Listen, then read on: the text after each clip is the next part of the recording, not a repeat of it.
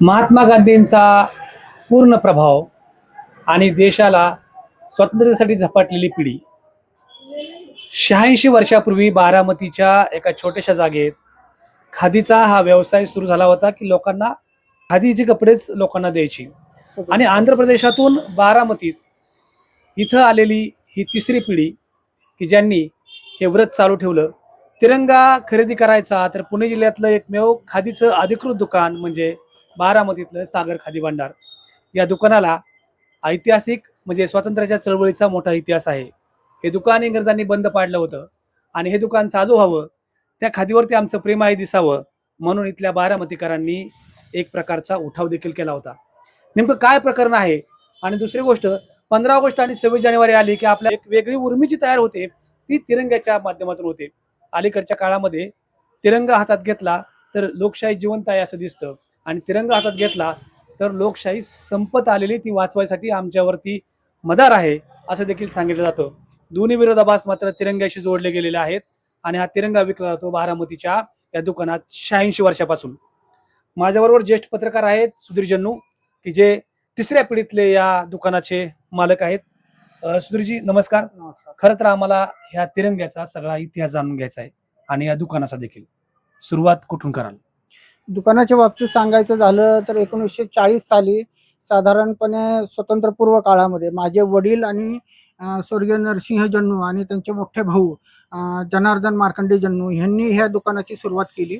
त्या काळामध्ये बारामतीमध्ये कापूस आणि गुळाचं खूप चांगलं मार्केट होतं आणि कापसाचं चांगल्या प्रतीचं दर्जाचं इथं कापूस मिळत होतं म्हणून ते या बाजारपेठेत इथं आले आणि ते स्वतः त्या काळामध्ये कापड विणत होते, बनवत होते आणि कापडाचे त्यांना बऱ्यापैकी जाण होती। जे हाताने कातून हाताने विणून ते बनवणारे जे काय महात्मा गांधीजींनी जे काय स्वदेशी चळवळीचा नारा दिला होता त्या स्वदेशी चळवळीच्या नाऱ्यांचं ते उपासक म्हणून कार्य करत होते। गांधींचा पूर्ण प्रभाव होता। हा, अर्थातच गांधींचा प्रभाव त्यांच्यावर होता आणि स्वदेशी चळवळीमध्ये त्यांचा सहभाग होता। ते स्वतः तयार करायचे कपडे?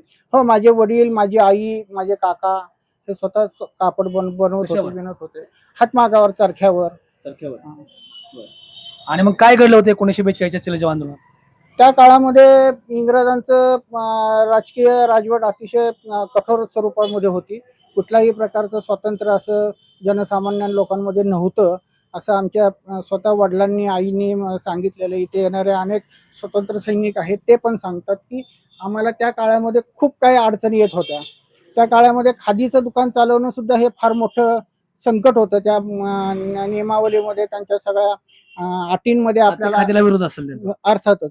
आणि 1942च्या चळवळीमध्ये ज्या वेळेस चले जावाचं आंदोलन झालं त्या आंदोलनामध्ये बारामतीच्या आपल्या दुकानाचा पण थोडासा सहभाग आहे।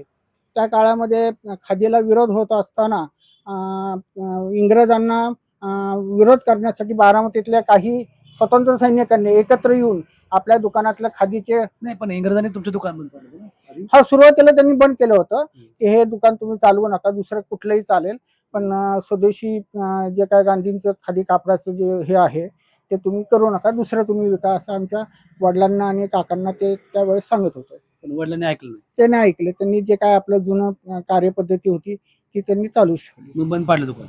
हा, काही दिवसासाठी, काही काळासाठी बंद होतं। मग त्याला सपोर्ट म्हणून काय केलं लोकांनी? नंतर मग आमचे खातेदार, आमचे दुकानातले ग्राहक, स्वतंत्र सैनिक यांनी सगळ्यांनी सांगितले की बाबा हे दुकान आपल्याला चालूच ठेवायला पाहिजे आणि मग त्यांनी परत चालू करायला सांगितलं आणि आम्ही हळूहळू मग त्या कार्यामध्ये सहभाग घेतला आणि दुकान परत सुरू झालं। मग सुरू झाल्यानंतर काय झालं? सुरू झाल्यानंतर इंग्रजांनी मोठा विरोध केला होता। अनेक ठिकाणी त्यांनी बंधनं घातले होते। मग चले जावचं 42चं जे आंदोलन झालं त्या आंदोलनामध्ये स्वतः महात्मा गांधीजींनी सांगितलं होतं की करा नाहीतर मरा, तुम्ही ह्या पद्धतीचं आंदोलन सुरू करा। आणि सर्वसामान्य जनता त्यावेळेस इंग्रजांच्या ह्या विरोधाला खूप कंटाळलेली होती आणि आंदोलनात दुकानातले कपडे खरेदी केल्यानंतर लोकांनी काही इतिहास आहे ना, इंग्रजांना काहीतरी केलं होतं? तो इतिहास असा आहे की अनेक स्वतंत्र सैनिकांनी याबाबत अशी माहिती सांगितलेली आहे। आमच्या वडिलांनी आणि ह्यांनी पण याबाबत असं सांगितलंय की 1942च्या चळवळीच्या वेळेला ज्यावेळेस बारामतीतलं रेल्वे स्टेशन होतं, रेल्वे स्टेशनवर इंग्रजांचं राजकीय अधिकारी होते, त्या ठिकाणी ते थांबायचे आणि त्यांनी खादीच्या दुकानाचा कापडाचा वापर करू नका या संदर्भामध्ये ते अनेक वेळा त्यांनी विरोध पण केलेला होता. पण स्वतंत्र सैनिकांनी आपल्या दुकानातले त्या काळातले खादीचे कपडे, खादीची टोपी हे घेऊन गेले आणि रेल्वे स्टेशनवरील जे इंग्रज अधिकारी आहेत त्या इंग्रज अधिकाऱ्याला कॅबिनमधनं बाहेर काढून त्यांच्या अंगावरचे सगळे कपडे काढले, फाडले आणि त्यांना खादीचे ड्रेस आणि खादीची टोपी परिधान करायला भाग पाडलं. एक आंदोलन होतं.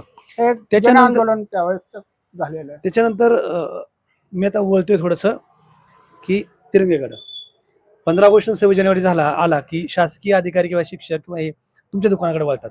काय अगदी कारण? बरोबर आहे. तसं नियम असा आहे की पांढरा शर्ट, पांढरा पायजामा किंवा पॅन्ट आणि खादीची टोपी हा राष्ट्रीय पोशाख आहे. तो 15 ऑगस्ट 26 जानेवारीला हा कंपल्सरी झेंडावंदनाच्या काळामध्ये घालायलाच पाहिजे असा एक नियमच होतो शासकीय. तिरंगा देखील कसा वापरावा असं काहीतरी नियम आहे. त्याचे पण नियम आहेत. तिरंगाचे वेगवेगळ्या साईज आहेत. त्या साईजाप्रमाणे प्रत्येकाचं साईज वेगळं आहे. प्रत्येक संस्था आहे त्या संस्थाप्रमाणे त्या आहेत. हा एकदम छोटा साईज मधला आहे की जो छोटा मोठा कार्यक्रमाला वगैरे आपण हा वापरला जातो किंवा वापरण्यात येतो. हा त्याचं काहीतरी आयताकृती नाही, ह्याच्यामध्ये प्रत्येक साईज वेगवेगळी आहे. त्या साईज प्रमाणे ठरलेलं असतं आणि त्या साईज प्रमाणे त्याचं हे बनवलं येतं. आता हा आहे छोटा आहे, हा आहे साधारण 1.5 बाय 2 मध्ये.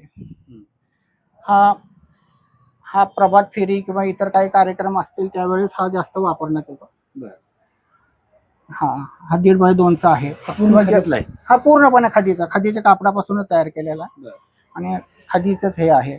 इतर कुठल्याही कापडांपेक्षा खादीच्या ध्वजाला जास्त मान्यता आहे आणि तो अधिकृत आहे. हा साधारण 2 बाय 3 साईजचा आहे. हा जे प्राथमिक शाळा, संस्था किंवा वैद्यकीय संघटना असेल त्या सगळ्यांसाठी हा चालतो. हा कॉमन आणि स्टँडर्ड साईज मधला आहे. ह्याची मागणी ग्राहकांच्या पसंतीला जास्त आहे आणि ह्याच्यामध्ये सुद्धा 2-3 क्वालिटी आहेत. पातळ, जाड किंवा सुपर मध्ये अशा स्वरूपाचा आहे. आता यापेक्षा मोठे आहे हा साधारण 3 बाय 4.5चा आहे. त्यानंतर 4 बाय 6चा आहे, 6 बाय 9चा आहे. असे सगळे वेगवेगळ्या साईज मध्ये हे ध्वज आहेत. हा कुठे वापरतात साधारणपणे?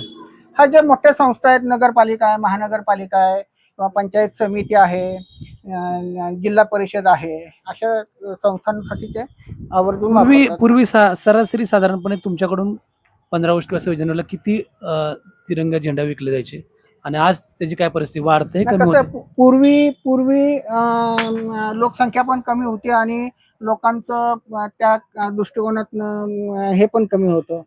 आज अशी परिस्थिती आहे की लोकसंख्या खूप वाढलेली आहे, संस्था वाढलेल्या आहेत आणि लोकांमध्ये एक जागृती निर्माण झालेली आहे. त्याच्यामध्ये परत भारत सरकारने आणि केंद्र सरकारने असं ठरवलं हर घर तिरंगा. त्या अनुषंगाने प्रत्येकाच्या घरामध्ये सुद्धा 15 ऑगस्ट 26 जानेवारी दिवशी तिरंगाचं ध्वजाचं रोहन केलं जातं. त्याचं जे का मानवंदना असते ती केली जाते आणि त्याला चांगलं कुठं बनतात तिरंगा? तुमच्याकडे जे येत आहेत ते कुठं बनतात? कसं आहे, खादीचं कुठलंही प्रोडक्शन तुम्ही बघा, खादी ग्रामोद्योग हे बनवताना प्रत्येक वस्तूच्या पाठीमागे अनेकांचे हात लागलेले असतात.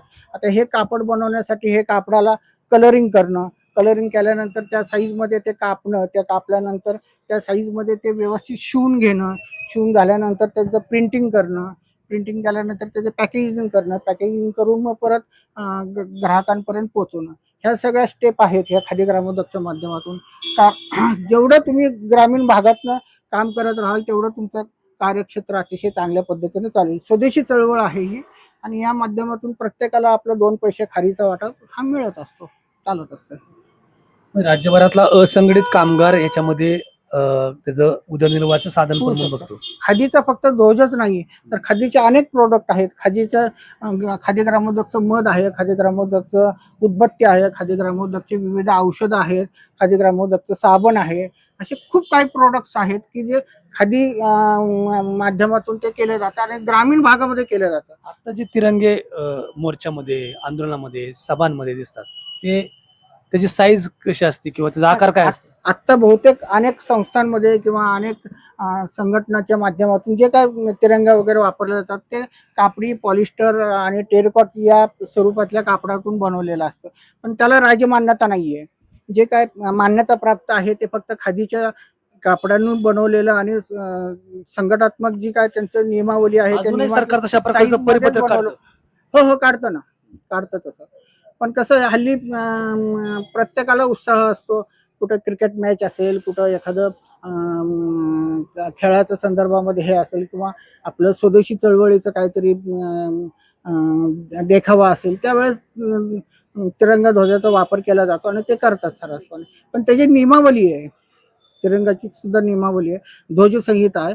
त्याचा व्यवस्थित नियमावलीचा विचार करून कार्यपद्धतीचा अवलंब करूनच त्याचा वापर करावा. त्याचा दुरुपयोग होता कामा नये, की जेणेकरून देशाच्या तिरंगाला अजिबात कुठं काही अडचण येता कामा नये. स्वातंत्र्यानं आम्हाला काय दिलं असा प्रश्न अनेकदा विचारला जातो. अनेक जण मनाला प्रश्न विचारतात, पण स्वातंत्र्यानं काय दिलं, तर प्रत्येकाला आपली परंपरा जपण्याचं स्वातंत्र्य दिलं. आणि ती परंपरा आहे खादीची.